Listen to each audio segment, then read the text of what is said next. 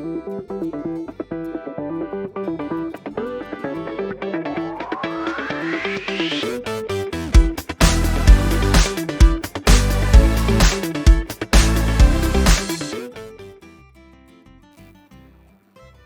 है आपका आज के वीडियो में। आज हम लोग गोधुली भाग चैप्टर जो हमारा गोधुली का बुक है क्लास 10th का हिंदी बिहार बोर्ड का, आज उस पर चर्चा करेंगे। आज एक नया पोयम सच्चिदानंद हरिनंद वात्स्यायन अज्ञे की लिखी गई एक पोयम है हिरोशिमा, जो आपके किताब में चैप्टर 5वां या 4था है।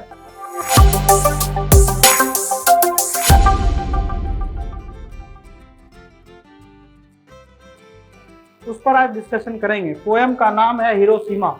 देखिए, हिरोशिमा जो है आपके बिहार बोर्ड में एक चैप्टर है। एक दिन सहसा सूरज निकला, अरे क्षितिज पर नहीं, नगर के चौक पर धूप बरसी, इस तरह का पोयम है, पर डिस्कशन करेंगे। तो सबसे पहले मैं स्वागत करता हूं आपका आपके अपने ऑनलाइन स्कूल आर्या रिविजन में, और मैं आपका एजुकेटर, हिंदी एजुकेटर व्योमकेश। चलिए शुरू करते हैं। बिहार बोर्ड की जो गोधुली की किताब है क्लास 10th की, उसी का एक चैप्टर है, चैप्टर 5 या 6 होगा, ठीक है। सच्चिदानंद हरिनंद हीरानंद वात्स्यायन अज्ञे। परीक्षा में प्रश्न पूछता है बच्चों, अज्ञे का पूरा नाम क्या है, ऑब्जेक्टिव में डाल देता है, या यहाँ पर डालेगा सच्चिदानंद हीरानंद वात्स्यायन का जो है प्रचलित नाम कौन सा है, तो 4 ऑप्शन लगा देगा अज्ञे, ठीक है। अज्ञे का जन्म हुआ है कैसे, उसके बारे में पहले पढ़ें थोड़ा। अज्ञे का जन्म 7 मार्च 1911 में कसैया कुशीनगर उत्तर प्रदेश में हुआ था। कहाँ हुआ है? कसैया के उत्तर प्रदेश में। किंतु उनका मूल निवास करतारपुर पंजाब था। इनका जो घर था मेन, वो करतारपुर पंजाब के निवासी थे, लेकिन इनका जो जन्म हुआ था वो हुआ था उत्तर प्रदेश में। आगे चलेंगे। अज्ञे की माता वयंती देवी थी और पिता डॉक्टर हीरानंद शास्त्री एक प्रख्यात पुरातत्ववेत्ता का मतलब होता है आर्कियोलॉजी थे, यानी कि पुरानी चीजों के बारे में अध्ययन करना, खुदाई से संबंधित बातों पर नजर रखने वाले विशेषज्ञ।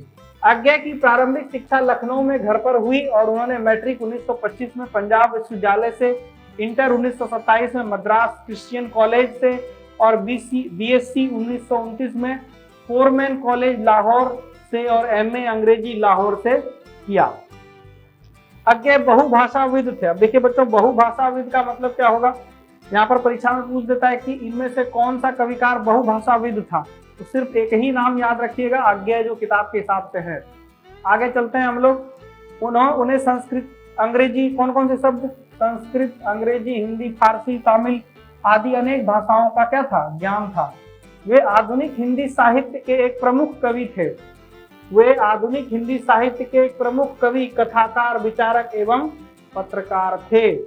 उनकी प्रमुख कृतियां क्या है, कौन कौन से थे, तो वो काव्य में भग्नदूत, चिंता, इतलियाम, हरी घास पर एक क्षण भर, बावरा अहेरी, आंगन के पार द्वार, कितने नावों में, ठीक है, आदि। कहानी के संग्रह में विपथागा, जय देला, यह तेरा प्रतिरूप, छोड़ा हुआ रास्ता, ठीक है, लौटती पगडंडी आदि जो है कहानी के रूप में इनकी कृतियां थी। उपन्यास के रूप में शेखर एक जीवनी, नदी के द्वीप, अपने अपने अजनबी, यात्रा साहित्य, अरे यायावर याद रहेगा, इस तरह का यात्रा वृत्तांत भी था। नाटक में इन्होंने उत्तर प्रदर्शी का नाटक इन्हीं का लिखा हुआ है।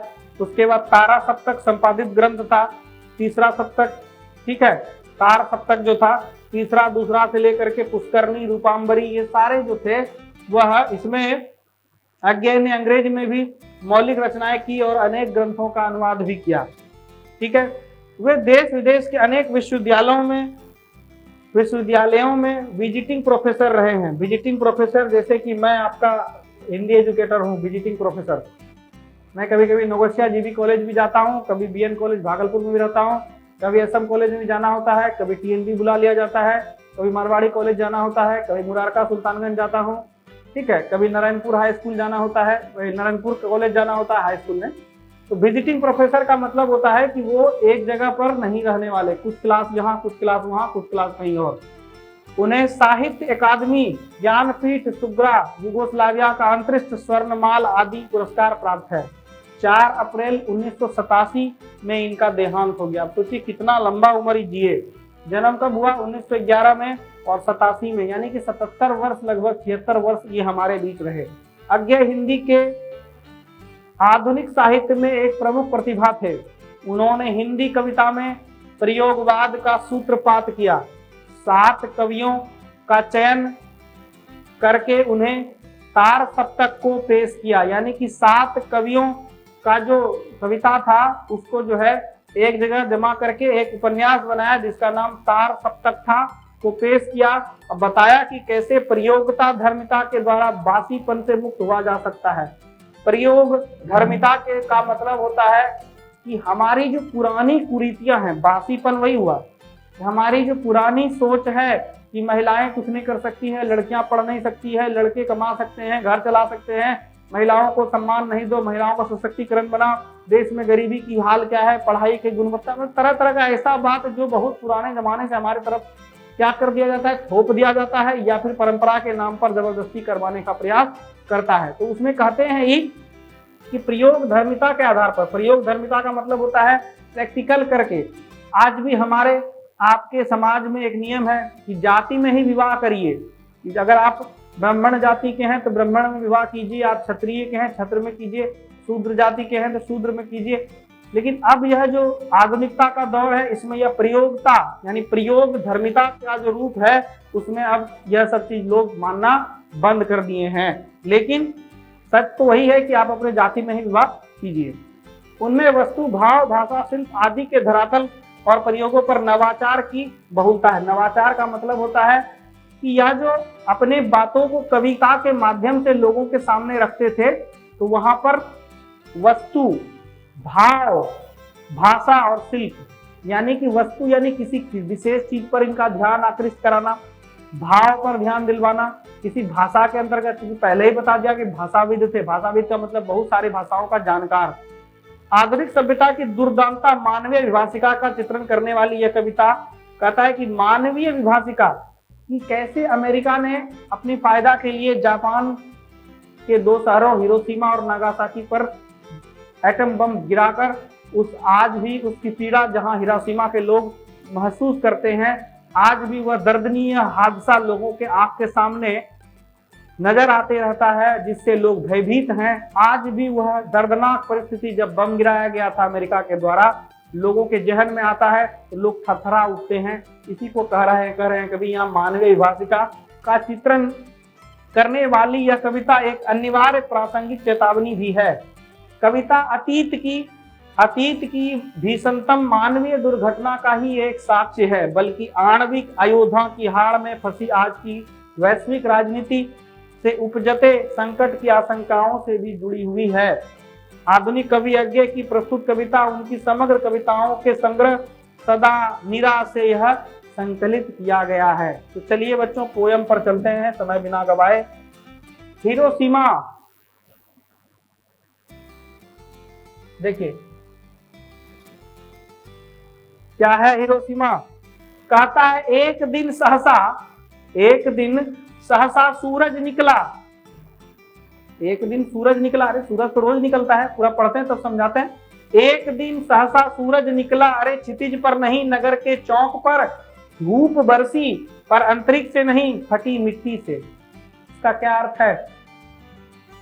इसका अर्थ क्या है? बम गिराने के बाद का प्रक्रिया यानी बम गिराने के बाद का जो परिस्थिति वहां लोगों ने देखा या बम विस्फोट जो हुआ उसी को कह रहा है। क्या भाई कि एक दिन सहसा सूरज निकला, जब बम वहां से छोड़ा गया तो बहुत जोर से लाइट चमकता हुआ जापान शहर के हिरोशिमा पर गिरा और उस समय क्षितिज पर ऐसा लगा कि बहुत बड़ा सूर्य उगा है। कहाँ? नगर के चौक पर धूप बरसी है। धूप बरसी यानी धूप के जैसा तेज और गर्मी जो है उस बम से निकला और लोग तबाह हो गए। वहां पर जान माल और लोगों के जिंदगी का भी कोई मोल नहीं रह गया।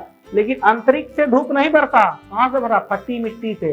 फटी मिट्टी का अर्थ क्या हुआ कि वह जो बम धरती पर गिरा उसके बाद जो ब्लास्ट हुआ उससे सूरज के जैसा गर्मी, प्रकाश, तेज और धूप के जैसा किरणों का जो तीखापन वो उस बम के प्रभाव का प्रादुर्भाव लोगों के समक्ष आया।